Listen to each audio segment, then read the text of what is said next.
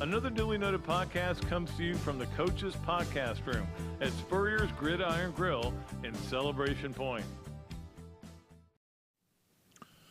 All right. Welcome into another Dooley Noted Podcast, presented as always by the great folks over at Titan MRI and brought to you from the Meldon Law Gator Studios here at Steve Spurrier's Gridiron Grill.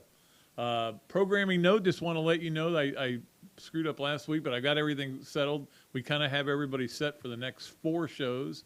Today, my good friend Brett McMurphy from the Action Network, college football insider, knows everything about college football. We'll get him on the show in a little bit, and then we'll also do Yes, No Way, or Maybe with him, brought to you by Big Mills Cheesesteaks, and of course he'll be on the Big Mills Cheesesteak Zoom line. Coach Spurrier will be here Monday. We had that backwards. So he will be here Monday. And then on Friday, Scott Strickland, the athletic director at Florida, we'll talk to him a little bit about, we were going to try to get him on today at one point, but he was booked up. So we're going to get him on next Friday. And we're going to talk a little bit about Tom Petty and the whole won't back down thing. And then, but mostly we're going to talk to him about where Billy Napier is and, the whole Florida-Georgia controversy, again, I don't think that'll be a long conversation because in Scott Strickland's mind, the game's going to stay in Florida, and I think it will. So that'll be on Friday. The following Monday, Buck Bellew is going to join us, and I know a lot of you cringe when I say that, but Buck is a great guy. He's been a friend of mine for a long time, and obviously gives great perspective on what Florida-Georgia is going to be in this week. And we'll we won't talk about Lindsey Scott very much. We may have to mention it. And then the following Friday, Coach Spurrier will come back. He is at a reunion, the 49ers, and so he won't be able to be here. So has everybody got that? Brett McMurphy today, Coach Spurrier on Monday, Scott Strickland on Friday, Buck Bellew on the following Monday, Coach Spurrier on the following Friday. All right, we got all that done.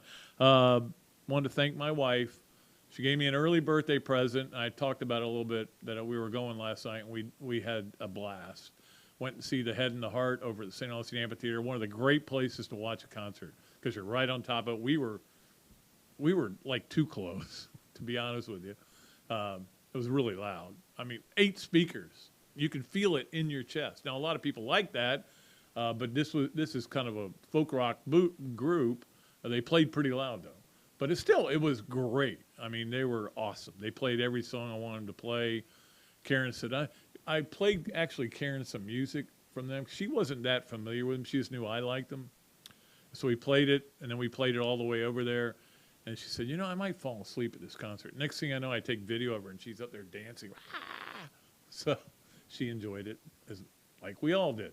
It was a great, great concert. And we appreciate them.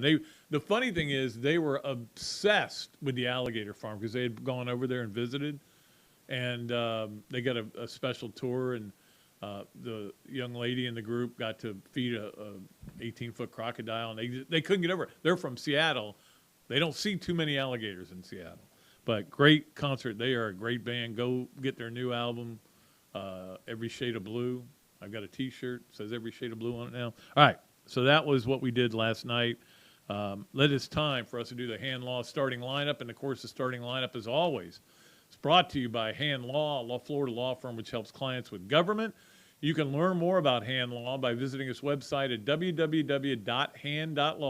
The firm is available for consultation in Jacksonville. Appreciate Chris Hand for all the great things he does. I know he was at the game last week. I don't know if he's going to be here this week. All right, number one, let's start off with this. It's going to be a festive day. We know that. It's Tom Petty Day. I think there'll be some cool things going on there. It is interesting to me that everybody is looking at this game the same way. I have no idea. Doesn't matter if you're an LSU fan. Doesn't matter if you're a Florida fan. Doesn't matter if you're just a casual person. No idea what's going to happen. LSU's been up and down. I mean, they beat Mississippi State. Their special teams won that game. Their last game against Tennessee, their special teams helped lose it, although their defense really helped lose it. They've had guys that are supposed to be great that haven't been great, haven't done a lot of good things. Florida's, of course, had some guys that haven't, both these teams are like this all year, and they're both 4-2. They both have first-year coaches. They're very similar in that way. We talked about this before that, LSU's won 9 of the last 12 against Florida and won a lot of those games in Gainesville. So I don't think they have any great fear coming in here. But obviously it'll be a good crowd. The spread is down to 2.5 points, favoring Florida. Again, I would not bet this game unless you just want to give away money, because I have no idea what's going to happen. I'm just going to watch it, absorb it, write about it, come in here Monday and talk about it. And it's great that Mick Hubert is Mr. Two Bits. He was a little busy to come on the show today. We were going to get him on, but he had a lot of stuff going on, and we understand that. Doesn't mean we don't love having Brett McMurphy on, believe me. So that'll be cool. I figured Mick would do a Mr. Two Bits at some point this week, and he is. All right, number 2. It's already been a good week for the Gators because they got 2 more commitments yesterday. Dijon Johnson being the big one. Now, again, this is if you go by stars. He's a 4-star defensive back. And Bryce Thornton, who's a 3-star defensive back. But he's a 3-star defensive back. And, again, you never know the whole story behind things. But when a guy is sitting there and he's got a Florida hat and an Alabama hat and he takes the Florida hat and puts it on, that's got to be a good thing, right? So he's probably not a 3-star if Alabama's willing to offer him. It just means that's what these evaluators have him at. But obviously Florida and Alabama didn't feel so. So anyway, the point being, Florida's class already now up to 8 in the country. If they can get, the big one's Cormani McClain, 5-star out of Lakeland, right? If they get him, that's going to be huge. And this class has got the chance to be number 5. But I will tell you one thing. You look at who the top 4 classes are right now. This is according to, I think it was 24/7 I looked at. Alabama, Georgia, Oklahoma, Ohio State. Now, only one of those schools is not playing well, but they do recruit well. And I'm sure that all these people are saying, maybe they should get rid of Venables. No, of course, he's recruiting well. He's doing a good job, but it's still the same schools up there. Florida's got a chance to kind of get back to where they were under Urban Meyer when they recruited the heck out of it. Now, under Muschamp, they recruited well on one side of the ball. The other side of the ball, they couldn't recruit a lick, and nobody wanted to go there to play offense. All right, number 3 on the hand-law starting lineup, and this goes to the rivalry that is Florida and LSU. And as I mentioned earlier, LSU has really taken it to Florida. They found a lot of – I know that everybody likes to bring up the Hurricane game where Florida won in Baton Rouge in a game that was supposed to be played in Gainesville, and everybody freaked out and everything. And yeah, that was a good win, but they've been hard to get for Florida against LSU. Now, do they have anything to do with what's going on now? No, not really. The bottom line is these teams are different. They have different coaches. There's probably some Florida players that really want to get back at LSU, and there are probably some LSU players that are feeling, hey, we know how to beat these guys, and maybe they're telling their teammates, we know how to beat them, don't worry about it. So we'll see. But the rivalry kind of doesn't have anything to do with it, but it's still there. Back in August, I think it was, maybe July, I wrote a thing for Gators Wire about Florida's biggest rivalries, and I had LSU at the time listed at number 2. Now, I do think Tennessee, by beating Florida this year, may have moved ahead of LSU. Of course, if LSU beats Florida again, I would think LSU be right up there still. But all that animosity from that Hurricane game, it's just continued. It's kind of like, and I mean, you know me, I don't like getting political on this show, but it's kind of like the Republicans and the Democrats now, how all of a sudden they despise each other and nobody can do anything right, which is kind of like Auburn, Alabama, and it's kind of like Florida and FSU. We were conflicted who to root for when LSU played FSU, and I know a lot of Gator fans who rooted for Florida State to win, and a lot who rooted for LSU, but they were conflicted. Anyway, it is still a huge, huge rivalry for these teams, but once the game starts, all that stuff's out the window, and we'll just see how it works out. Number 4 on the hand-law starting lineup, pretty cool. They announced today, because Coach Spurrier has been talking about it, how he wanted to make sure that we honored the 92 and 97 teams. 92 obviously would have been 30 years ago. 97 would have been 25 years ago. And so they're trying to honor the teams that are in that window, as they go forward. But those are two teams that are kind of weirdly remembered. You know what I mean? Like 92, he had to play with two true freshman offensive tackles and somehow kept winning and finding ways to win after they got off to that terrible start, 0-2 in the SEC, and won the SEC, and then almost beat Alabama and ruined a national championship for the SEC. And, of course, they made a documentary about it and everything. The 92 team kind of got the most out of what it had. Poor Shane was running around there with guys chasing him all the time, and they got the most out of it. And 97, again, you're following Danny Werfel if you're Doug Johnson. You're following the 96 team that won the national championship, all the guys that had left. It was really hard for them, but they still were they were a really good team and played in and won what a lot of people still consider to be the best game ever played in the Swamp, that being the FSU game. I don't argue with it. It certainly is. So they deserve big hands when they're introduced. One of them's an SEC East champ. One of them won the biggest game possibly ever played, at least in terms of crowd noise and crowd anxiety. That was certainly, it's right up there. So it's kind of cool they're going to do that. That'll be the South Carolina game, which, again, is the last home game, which is amazing for us. This is it. 6 out of the first 7 at home, and then no more. Finally, number 5 on the hand-law starting lineup.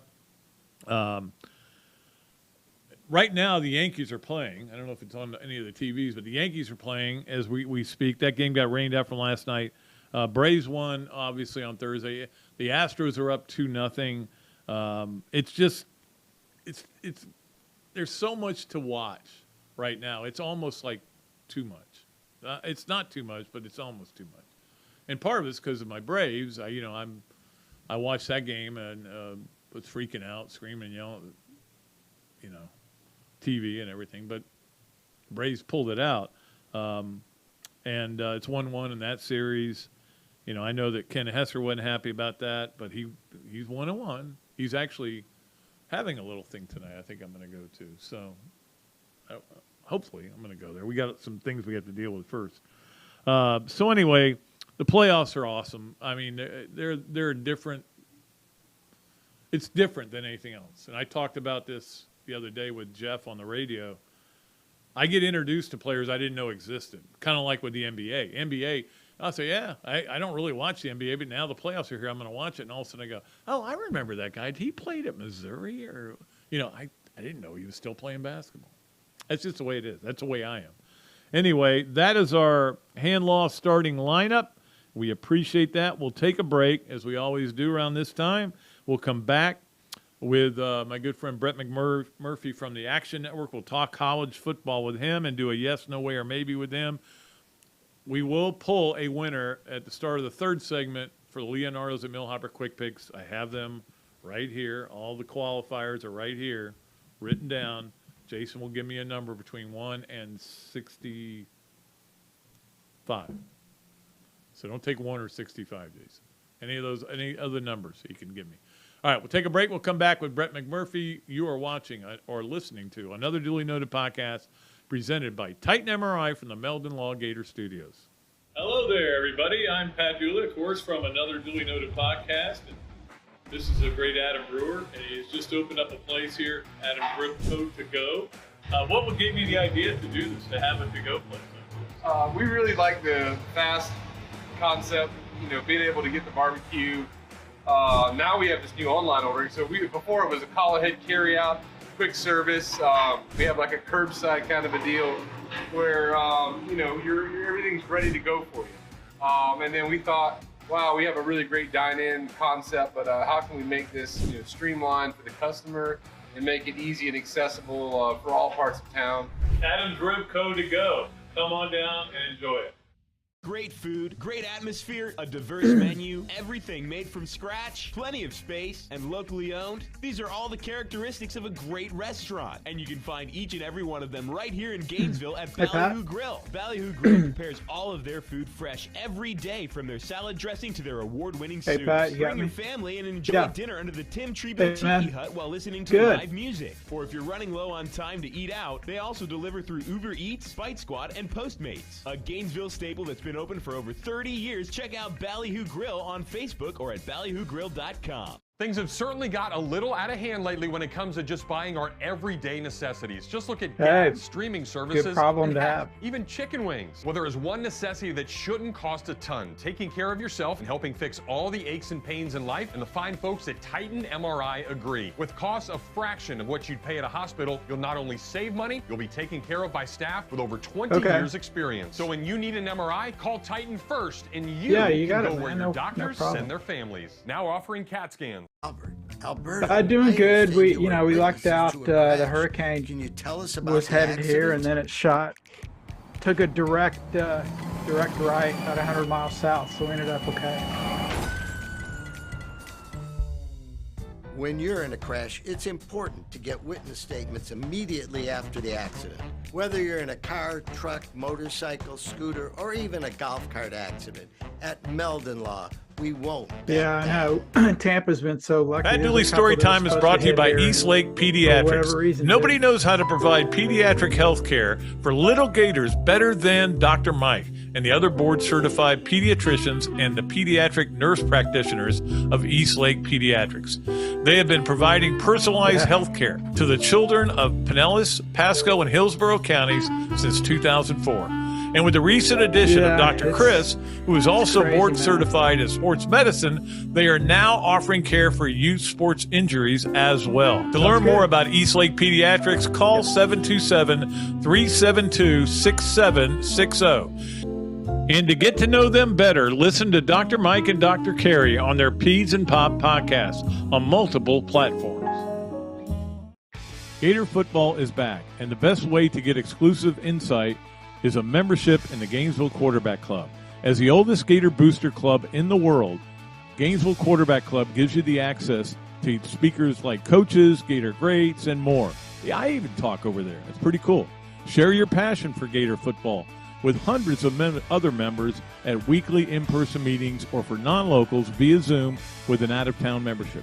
Right now, out-of-town memberships are only $150, and all new out-of-town signups get entered to win 2 Champions Club tickets to homecoming. That's pretty cool. Against Missouri, speaker presentations, home game tailgates, and special events throughout the year. Join the Gainesville Quarterback Club today. Email the club at membership@quarterbackclub.org or call me, Pat Dooley, 352-317-3444, and I'll get you in touch with the right people. Gainesville Quarterback Club. Is your bank dropping the ball, not playing with heart or skill? Then you need to check out the scouting report on Campus USA Credit Union. That's a 5-star recruit if I've ever seen one. Campus has it all, like great rates and products, friendly service, and smart game plans for you and your money. So why not put some star power in your financial life? Visit campuscu.com or any campus service center today. Honey, can I recruit you to take the garbage out? Okay, welcome back to another Dooley Noted Podcast presented by Titan MRI from the Meldon Law Gator Studio. It is a great pleasure to bring in our guest today, America's college football insider from the Action Network. I just call him the expert. Brett McMurphy joins us. What's going on, big guy? Hey, Pat, good to talk to you. Hope you're doing well up in Gainesville. We are doing good up here. Yeah, we're actually here at Coach Spurrier's restaurant. You need to get up here and have some of that special seafood they have. I know. I've driven past it. I need to definitely get in there and stop in. I've seen the pictures. It looks really cool. I love the coasters. Can't spell citrus without UT, and I know there's a bunch of other sayings up there. But yeah, I need to get by there definitely. Let's talk about. I mean, it's a big weekend, obviously. which is a Tom Petty song, which is Tom Petty Day here tomorrow too. Oh yeah, But I want to talk to you about start off with the Alabama-Tennessee game, and I mean my feeling is kind of almost like I'm trying to find ways Alabama's going to win the game, and maybe I've been overly impressed with Tennessee, but because I know their defense isn't exceptional, but I guess the whole quarterback situation is an issue as well for Alabama. Yeah, no doubt. And look, I think Nick Saban, I think, was pretty telling when he was asked about Bryce Young earlier in the week, and he said, look, we hope to have him back. It's a game time decision, all those different things. I think it's pretty clear. He didn't play against A&M. Whether he could have played or not, I'd love to have that answer somewhere down the road. If, let's say, the A&M game, that was the SEC title game, would Bryce have played?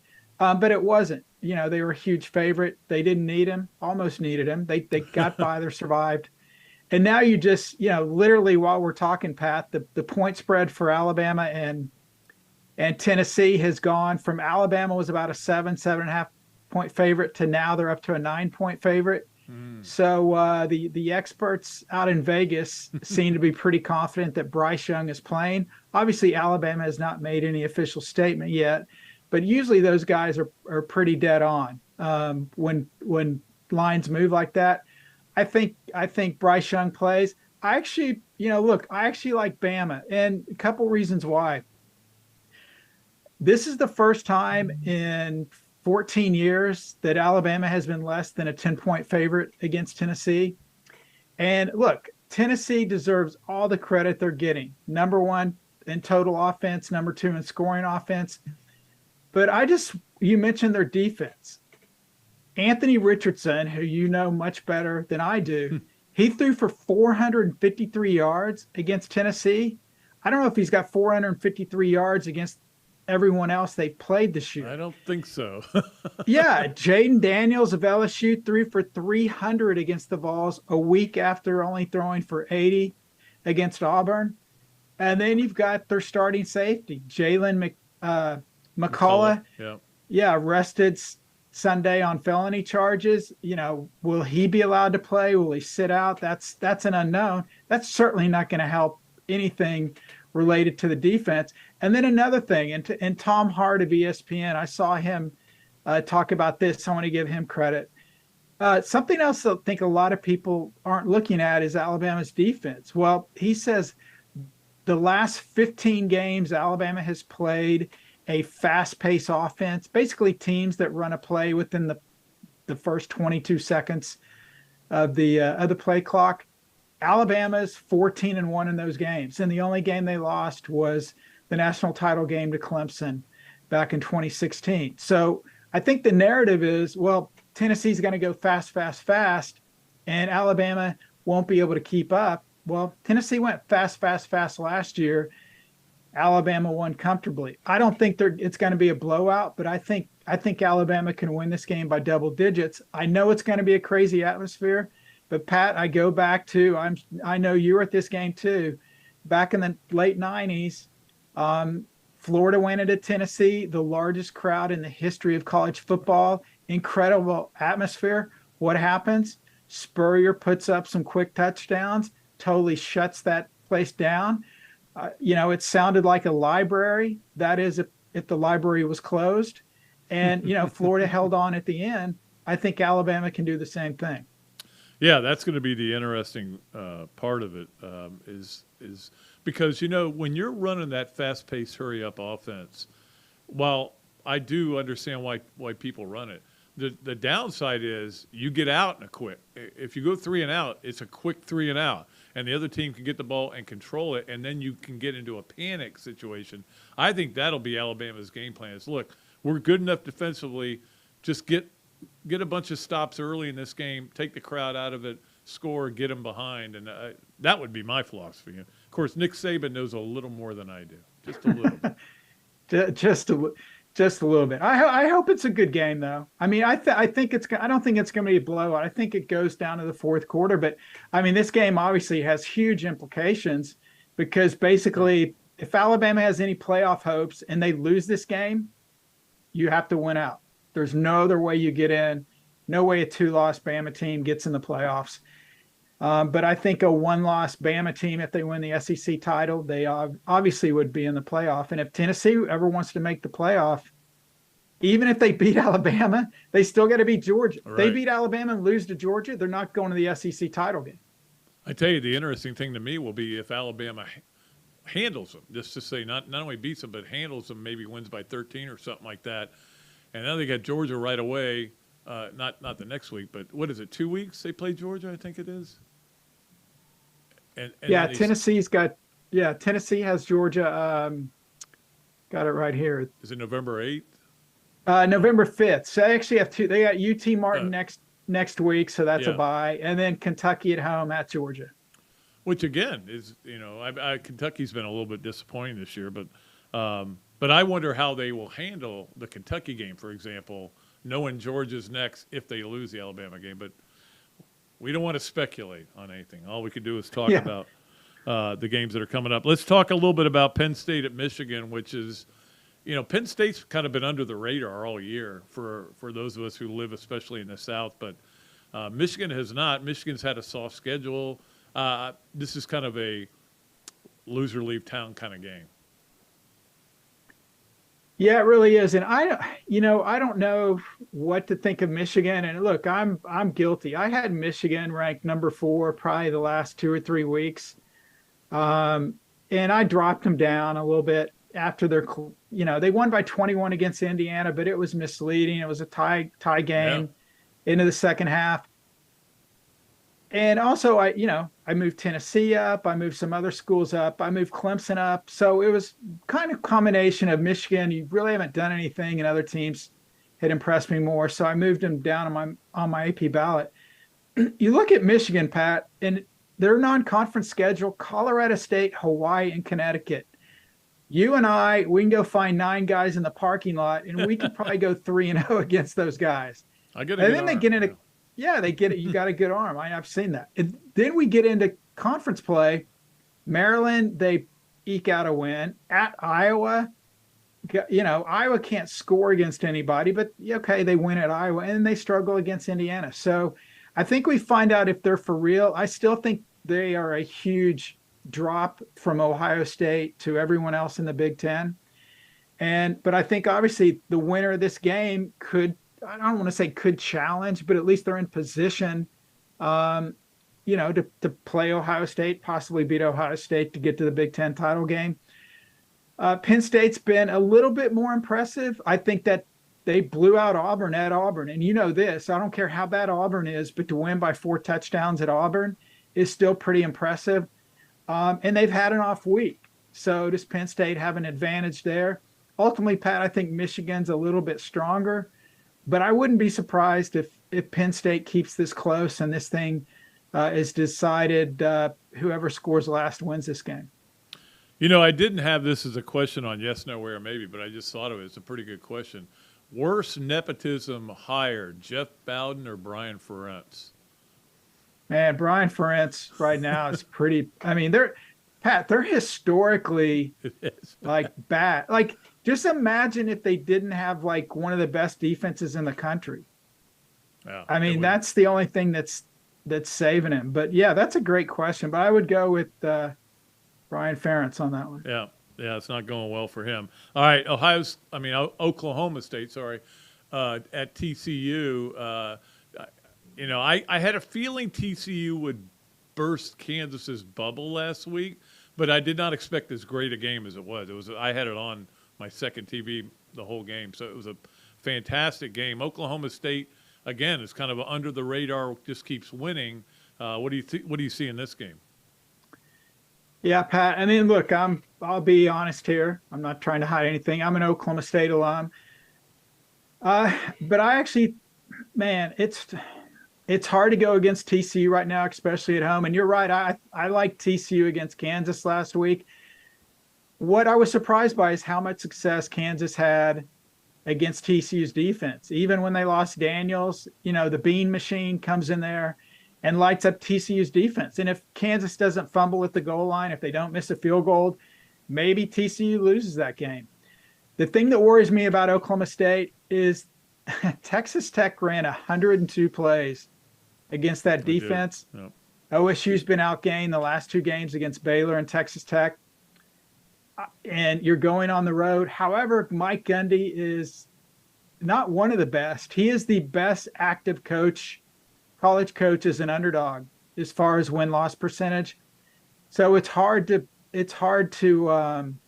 give a lot of points to Oklahoma State. The only, I'm squarely sitting on the fence. The only thing I will say here, though, is I do think there's going to be a ton of points. I think the over-under is in the high 60s. I think we get in at least into the 70s. And I think it's going to be one of those tennis matches, back and forth. Last team with the ball wins.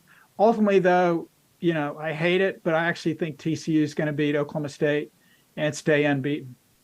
That was a hard one for me to pick as well. I mean, of course, I'm terrible at picking games. I don't know.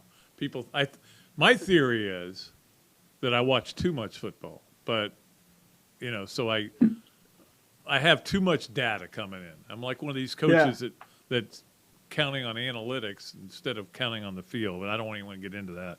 All right, so this is a game that's not a big game, but I'm interested in seeing what happens perhaps after the game, and that's Auburn at Ole Miss. Do you think if Ole Miss goes out there and handles them easily, that's it for Brian Harsin? I mean, I don't think he's – look, it's no secret. I don't think he's going to make it to the end of the season. And, certainly with the bye week next week, that would appear to be the perfect time to do it. And, coming off the blowout loss at Georgia, now if you get blown out at Ole Miss, I don't understand why ADs don't do what one of the best ADs of all time is and what they have said. And you've heard this 100 times and you've lived it. Jeremy Foley, why wait on something that's inevitable? Do it now. So I don't know why Auburn hasn't done it already. We know that, we don't have enough time for a week's worth of your shows to go down the rabbit hole of what's gone wrong at Auburn. The booster but there is interference. Yeah, exactly. They've got to figure out what, they're also looking higher in AD. There is some thinking that they want the current administration, the president or whatever, to get rid of Harsin so the new AD doesn't have to do that. Then the new AD rides in on a white horse and can hire the new coach, Hugh Freeze, and then move on. So you think it'll be Hugh Freeze? You think it will? I'm not. This is my speculate. I have to say this because, as a reporter, I think sometimes I give my opinion and people are like, "Oh, Brett's reporting this." I am not reporting this. This is my opinion, strictly my opinion, no inside information. Yeah, I think Hugh Freeze will be at Auburn. Just my opinion, no inside information. We'll see if that happens. I also think Deion Sanders will be at a Power 5 school somewhere. My opinion, no inside information. But back to Auburn, Pat. Look, if they get seal clubbed here at Ole Miss, I don't see why you let them stick around. I don't see any reason. It's not good for him. It's not good for the program. Certainly not good for the players. But heck, Auburn will probably win now that we've talked about this so much. Exactly. And Ole Miss is not anything overwhelming. I mean, they have been very underwhelming. Lane Kiffin doesn't have a quarterback he loves like he's had in the past. They actually run the ball a lot. So this could be closer than expected. All right, Clemson, FSU. I mean, I think Clemson's going to win this game. FSU, obviously, the second half against NC State was just an absolute dumpster fire. But your take on that real quick? I actually think Florida State's going to win because it would appear why in the world could Florida State beat Clemson? So I guess I'm taking the contrarian look at this game. I mean, Florida State's coming off consecutive losses. Clemson's got it rolling. They just crushed Boston College. It's kind of weird how the line's only 3.5. It's almost like they're begging you to take Clemson. Usually when they're begging you to take Clemson, I always like to go the other way. I think Travis is done well at quarterback. I think Clemson gets Florida State's A game.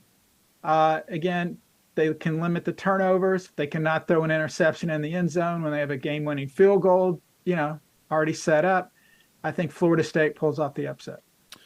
All right, and again, Brett is coming to you on the Big Mills Zoom line. We appreciate Big Mills as a sponsor, but let me just ask you about Florida LSU, the game that nobody has any idea what's going to happen. Maybe you do, because you will be the first person I've talked to that does have an idea what's going to happen, because these teams are like, we have no idea what's going to come to the ballpark. Again, something you said actually makes sense. Where you said sometimes you know too much about games or teams, right, where you kind of you start considering all these different things.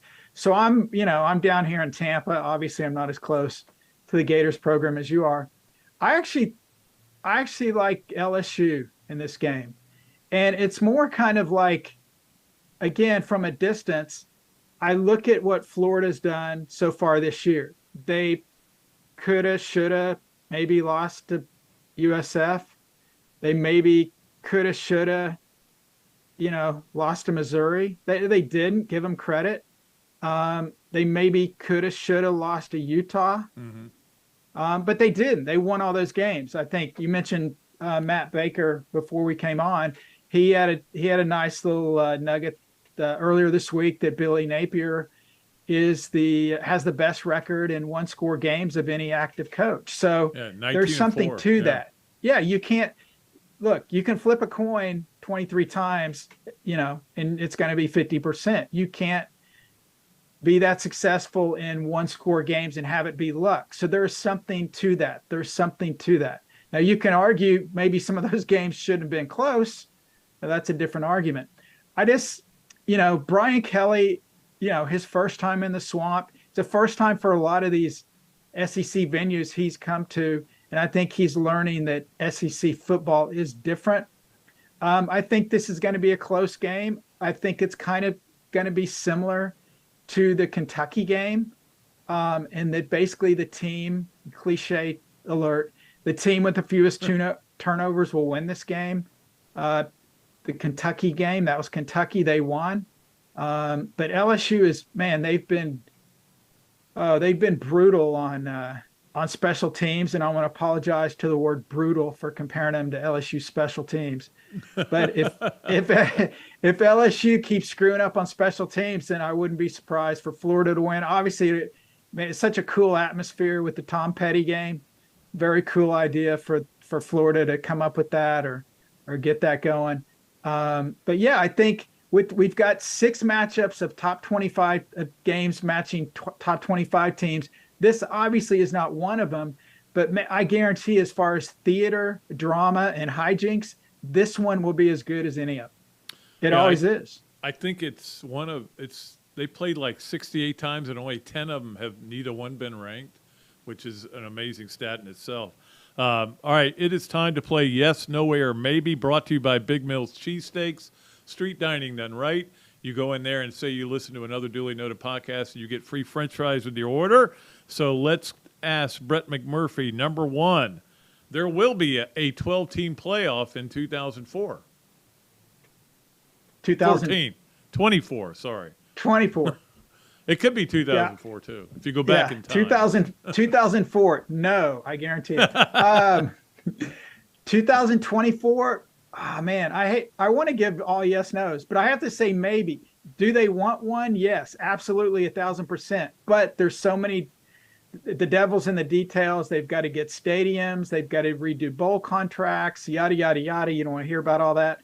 If they can get all that lined up, absolutely, they will start in 2024 because the commissioners want it. The presidents want it. Why? Because they're going to make a boatload more money. Yep. We'll see. And again, there's a lot of logistics involved. That includes hotel rooms for multiple hotel rooms. It's not like on campus games, all the issues with that. Yeah. Exactly. All right. Number two, this Alabama-Tennessee game is a Heisman candidate elimination game. No. The reason I say that is because I think Bryce Young's already been eliminated. I don't think Heisman voters want a repeat winner unless they exceed last year's numbers. Right.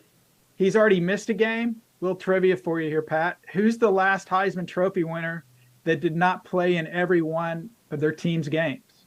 Wow, that's a good one. I have no idea. I couldn't even. You saw him play too. Charlie Ward at Florida State. Why'd you bring that up? Sorry, bro. If Hendon Hooker wins, then yeah, he's not. Yeah, if Tennessee loses, Hooker's out of the running too. And I hate this. I'll make this a quick rant. The Heisman Trophy, and I vote for it. I don't know if you still vote or not, but it's become a team award. I don't like that. But whatever, Hendon Hooker could throw for 5,000 yards and 45 touchdowns. And you know what? If Tennessee goes 10-2, he won't win it. If Tennessee's 12-1 and wins the SEC title, he'll win it. So yes, I know this is not an eliminator game. I go back to Grossman. I think it started with Rex Grossman, where he was really good in that game against Tennessee, but they lost, didn't go to the SEC championship. He was still by far the guy who played the best set in 2001, but that sticks with me. All right, finally, number 3 on Yes, No Way, or Maybe. Your favorite Tom Petty song is I Won't Back Down. Ah, man. Yes.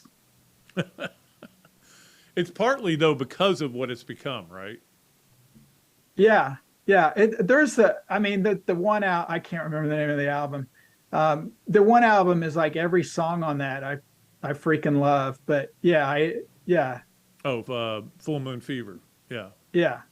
You can't. You can't go wrong with that. That's just going to be so cool. That's going to be the equivalent of when Garth did his concert in Baton Rouge, and they did Sing in Baton Rouge, and they had a Garth quake because the stadium was moving so much, almost like the LSU Auburn game from long ago. That will be so cool in Gainesville when they do that. A lot of people don't know this, but Brett is best friends with Garth Brooks. You know him anyway. You have a relationship with him. Oh well, yeah. We grew up since elementary school. He's an incredible guy. Unfortunately, he's a multi-zillionaire and on some sports hack. So. All right, my man. Hey, always appreciate your time, buddy, and thanks so much for joining us. Anything you want to plug here? Go ahead and give me your. I know your website with Action News Network, but. Yeah, just you can find me on Twitter at Brett_McMurphy. All of my content is at actionnetwork.com, or you can download the Action Network app. It's free. And if you're into, maybe putting a few schmeckles on a game or two, I do put my picks on the app, and a lot of free content there and analysis and all things college football, NFL, etc. So check it out if you haven't already. Yeah. I don't bet. And the reason I don't bet is I know too much about college football, so I get all the picks wrong. So that's my theory. I'm going to stick with it. All right. Hey, okay. Brett, again, thanks so much, buddy. We'll talk to you down the road. Okay. Hey, anytime, Pat. Thanks, buddy. Love you. All right, man. Love you too. Brett McMurphy from the Action Network. What a great guy, and one of the great. Look, if you want to know anything about bowl games, he is the guy to go. Follow him on Twitter. If you don't, you're making a huge mistake if you're a fan of college football. But if you're not, then I don't know why you're watching or listening to the show. We got to take a break. When we come back, we are pulling a winner for our Leonardo's at Millhopper Quick Picks. We need a drum roll, and we get to all of our other great stuff as well. You are watching or listening to, or both, as Jason pointed out. Some people are watching and listening.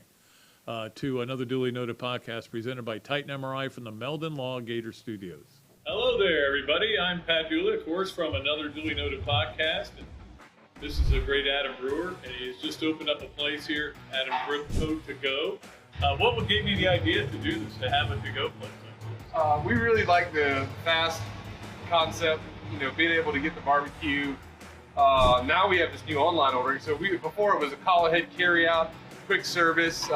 We have like a curbside kind of a deal where everything's ready to go for you. And then we thought, wow, we have a really great dine-in concept, but how can we make this streamlined for the customer and make it easy and accessible for all parts of town? Adam's Rib Co. to go. Come on down and enjoy it. Great food, great atmosphere, a diverse menu, everything made from scratch, plenty of space, and locally owned. These are all the characteristics of a great restaurant, and you can find each and every one of them right here in Gainesville at Ballyhoo Grill. Ballyhoo Grill prepares all of their food fresh every day, from their salad dressing to their award-winning soups. Bring your family and enjoy dinner under the Tim Trebo Tiki Hut while listening to live music. Or if you're running low on time to eat out, they also deliver through Uber Eats, Fight Squad, and Postmates. A Gainesville staple that's been open for over 30 years. Check out Ballyhoo Grill on Facebook or at ballyhoogrill.com. Things have certainly got a little out of hand lately when it comes to just buying our everyday necessities. Just look at gas, streaming services, and heck, even chicken wings. Well, there is one necessity that shouldn't cost a ton: taking care of yourself and helping fix all the aches and pains in life, and the fine folks at Titan MRI agree. With costs a fraction of what you'd pay at a hospital, you'll not only save money, you'll be taken care of by staff with over 20 years experience. So when you need an MRI, call Titan first, and you can go where your doctors send their families. Now offering CAT scans. Albert, Alberta, I understand you were witnesses to a crash. Can you tell us about the accident?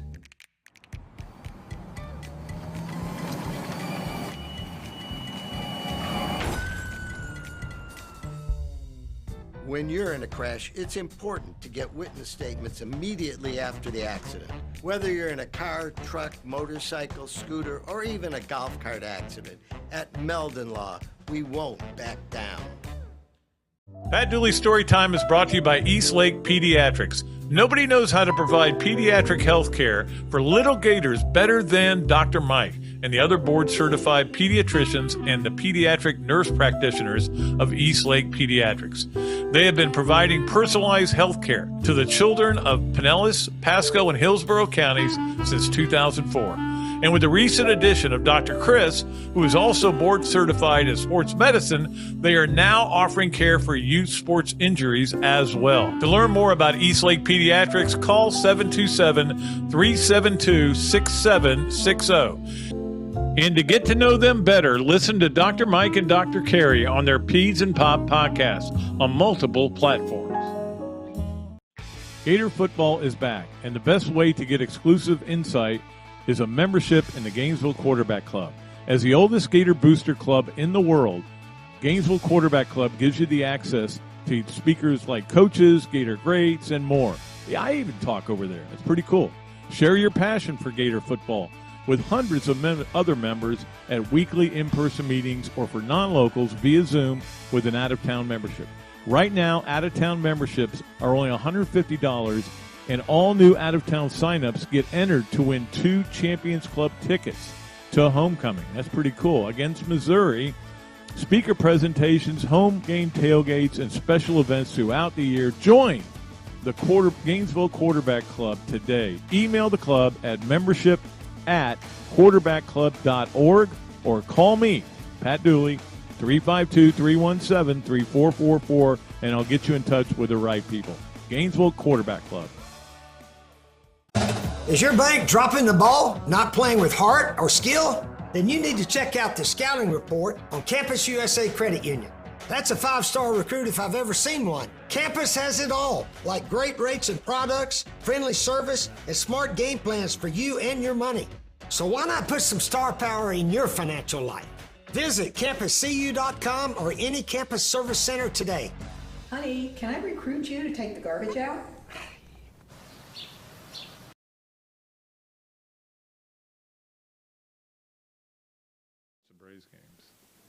All right, welcome back to another Dooley Noted Podcast presented by our good friends at Titan MRI from the Meldon Law Gator Studios. Of course, Meldon Law also presents Coach Spurrier every Monday. He'll be here Monday, and then he'll be here the following Friday. We got a great shows planned for you. Scott Strickland on next Friday, and then Buck Ballou the following Monday. It is time to do our Leonardo's at Millhopper Quick Picks. We are going to pull a winner. The winner gets a copy of my book, Game of My Life, with the new updated chapters, brand new off the presses. And you have a choice. If you want me to sign it, I'll be happy to sign it. If you don't want me to sign it and add to its value, I won't sign it. but you'll have to get in touch with me to get it. And a $25 gift certificate, as always, to Leonardo's at Millhopper. We have a ton of qualifiers, 65 of them all together. A lot of people got in this week, and we'll have Jason pick a number out between 1 and 66. 5. Oh, 55. Whoa. You'll never guess. 55. Sean Belgrade won again. Second time in a row. It's unbelievable. And it's just, I mean, believe me, look, 55. Can you see that? 55, Sean Belgrade. It's on there, okay? So he won. So, Sean, I will just send me a text. I know you have my email address because we sent you stuff before. Just send me a text and let me know whether you want it signed or not, and then I'll make sure we get it in the mail to you. But Sean Belgrade, wow, he's on a roll. It's like those guys, you know, well, they're always like the 50-50s, and they reach in and they go, oh, it's the same guy that won last time. Well, it just happens sometimes. So, all right. And we'll have a new Leonardo's at Millhopper quick picks for you. Let's go ahead and throw one out there. Let's go ahead and just pick the Florida LSU game. Just pick a winner, because I have no idea what's going to happen. If you want to qualify, pick the winner of Florida LSU. Send it to me, patrickdooley54@gmail.com, and we will get it up. You only have till 7 o'clock tomorrow to make the pick. We'll start qualifying for the new one tomorrow. But, man, Sean, I bet you're glad you got into these contests. We had a lot of newcomers as well. All right, it is time for us to do the 3 things, which are, as always, are brought to you by Hesser Kipke, a law firm based in Hale Plantation, specializing, I almost screwed it up again, in employment, workers' comp, and family law. Visit their website at www.hklawfl.com or call Ken and Jennifer at 352-339-9920. We appreciate Hesser and Kipke, and I got plans to go over see him tonight. That'll be fun. All right, number 1. I've taken this and maybe I just need to apply this to life. But I have this saying, every game is its own game, right? That, like the Florida LSU game, nothing they've done in the past makes me think this is what's going to happen Saturday. We'll just see what happens. But I need to start applying that to Major League Baseball playoffs games as well. Baseball is a funny sport. The other night, obviously on Tuesday, the Braves get beat, get way down and come back, but they can't close it, lose 7-6. You're like, man. And then they win 3-0 the next night. So you say, what's going to happen tonight or this afternoon? No idea. I need just every game's its own game, especially in baseball, maybe more so in baseball, because every pitcher is a different pitcher that starts a game. This isn't Cy Young. Cy Young, I think, started every game for his team, and that's how he got to 500 and something wins. But I need to apply that to baseball. Number 2 on Hesser and Kipke's 3 things. ACC Commissioner Jim Phillips, when talking about the push to get 2024, the 12-team playoff through, and that they're having they got logistical, but he also brought up that there's a big push, or at least some discussion, about expanding the college basketball playoffs. Now, a lot of people get mad about that. They think it's a perfect system. I don't think it's perfect, but they think that the tournament's fine the way it is at 68. Of course, none of them are coaches. The coaches all want it to, I think for the most part, some will say they don't want it, but they want it to expand because it gets them a better chance to get in the tournament. All you're going to do is if you expand it, and I think there is a good point here to be made. If you win your conference, you should get in just because you get beat in a one-game, like in the finals of a tournament. So that I think you can include all the conference champs and the conference tournament champs and expand it that way. I would be fine with that. But if you just still make it, all right, we're going to go to 80, and it's going to be the best 80 teams after conference champs are in or whatever, you're just going to end up with a bunch of Power 5 teams in because they're playing other Power 5 teams. They're playing better teams. They got a better schedule. And so they're going to get in. So I can get where people don't really want to see more 17 and 13 teams from the Power 5 get in. But I think if you win your conference and you grind it out and you're Division I basketball program, I think you should get in. I think I've always, as exciting as the tournaments are, I still think it's a little bit not great. Anyway, all right, number 3, luckily, I was at the concert last night. Did not see any of the football games. 2 straight weeks for 12 points was good enough to win, right? They just keep getting the stinkers. Justin Fields said he's tired of being almost there. I don't think he's almost there, just because you got to that point. But what a mess. It's amazing to me how bad NFL teams can be. Because when you think about it, all the players you get to draft, all the players you can sign in free agency, all the players you can trade for, just some teams just aren't very good. Maybe it's bad front office. Maybe it's bad coaching. Maybe it's bad quarterback. I thought Justin Fields would be a dynamic, but maybe he just ended the players around. Whatever it is, they get some stinkers on Thursday nights. And that's why I don't think college football should shy away from it.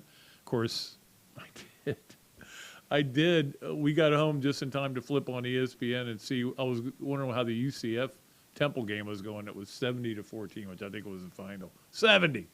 Not good. So that game wasn't any good either. All right, that is our Hesser and Kipke 3 thing. Let's get to the Gainesville Quarterback Club. Games of the weekend. Actually, no speaker this week because their golf tournament is on Tuesday. But it was great last week. Darinoka was tremendous. Our state game of the weekend is Clemson at Florida State. Again, we don't count the Florida game in this. State game is Clemson at FSU. That line has dropped to 3.5, as Brett was saying. It was 7.5 at one point. It is on ABC at 7:30. Sorry, 7:30 at the same time as the Florida game. If you're home, you need 2 TVs if you want to watch the game. But that's what I'll have. That's one of the games that'll be on. The SEC game is obviously Alabama at Tennessee, 3:30 CBS. Alabama was a 7-point favorite. Now it's a 9-point favorite, as Brett said. It's moved up. And then the national game, Penn State at Michigan, which ought to be a great game. Michigan's a 7-point favorite. That's at 12 at Fox. Alabama, Tennessee's 3:30. Some other spreads real quickly. Auburn is giving up 14.5 at Ole Miss. If they lose by 14.5, that'll be a freaky thing. We've never seen a half-point scored.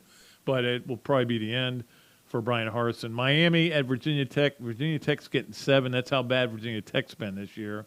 Arkansas at BYU. What a schedule they have. BYU is getting 1.5, or giving 1.5. No, they're getting 1.5. Yes, sorry. Arkansas is favored, which is surprising. Oklahoma State at TCU. TCU by 3.5. I would go with Oklahoma State there. Mississippi State is giving 4 to Kentucky. And then USC is 3-point favorite over Utah. Or, no, I'm sorry. Utah is a favorite because they're at home. Utah is a great home team. All right, let's get to our Adams Ribco to go Gator of the week.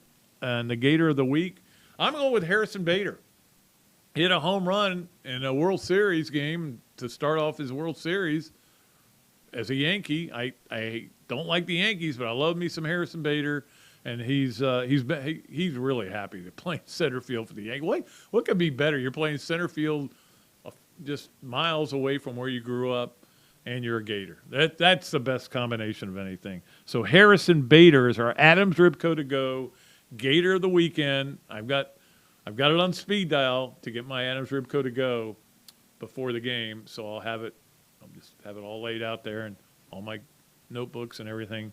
That'll be great. I'm looking forward to it, and we appreciate Adams Ribco, especially the to-go place. The other place is great as well, but the to-go place is where I go a lot because it's right around the corner from my house, and I think that's why they built it there.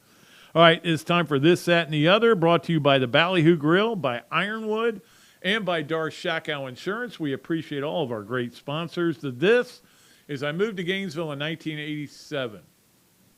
I like Tom Petty. I didn't really know his work that well when I came here, 1987. That is that I'm in, this is back when we had music stores, back in the old days. The one that's right over off Archer Road, on Archer Road, not anymore, it's gone now. And I walked in there, and they were playing this song on the loudspeakers. And I go, what is that? That is like the coolest. I love that song. It was Free Fallin'. And this first time I'd ever heard it. And so I bought the album, and then I started diving in to Tom Petty. I started getting all the old albums, listening to all the songs, and became a huge, that's the other, is how big a fan of Tom Petty I am. I've seen him 4 times, I think it is. Just adore him. Second favorite band of all time, behind the Beatles. You're never going to beat the Beatles, okay? Beatles started it all. Tom Petty became a musician because of the Beatles. I mean, he met Elvis is where he kind of fell in love with being a star, but he saw the Beatles on TV. That's where and then somebody saw Tom Petty. It's probably one of maybe the Head and the Heart did, and became a huge fans as well. By the way, the Gators are going to be wearing helmet stickers of Tom Petty on the back of their helmets. It's the famous logo, which is a guitar with a heart. It's really cool. I think that makes me so happy. It makes me smile. It really does. I mean, it means a lot to me that this tradition has taken off and become huge because of what a Petty fan I am. It's still heartbreaking. I miss Tom every day, even though I didn't know him. But I still miss him. I miss his music. I miss new songs. That's what I miss more than anything. All right, and finally, Pat Dooley Story Time, brought to you as always by East Lake Pediatrics. We appreciate East Lake Pediatrics. And this is a story that I told my wife. I said, I'm going to tell this story because we're in the amphitheater, St. Augustine Amphitheater. On the same stage I once performed. Not only once performed, but for an entire summer in the play The Cross and the Sword. I was settler number 2. And I had one line. It was, "Yes, Your Honor." That was it. I was come stumbling down. The guy said, Pedro Menendez de Aviles said something, and I said, "Yes, Your Honor."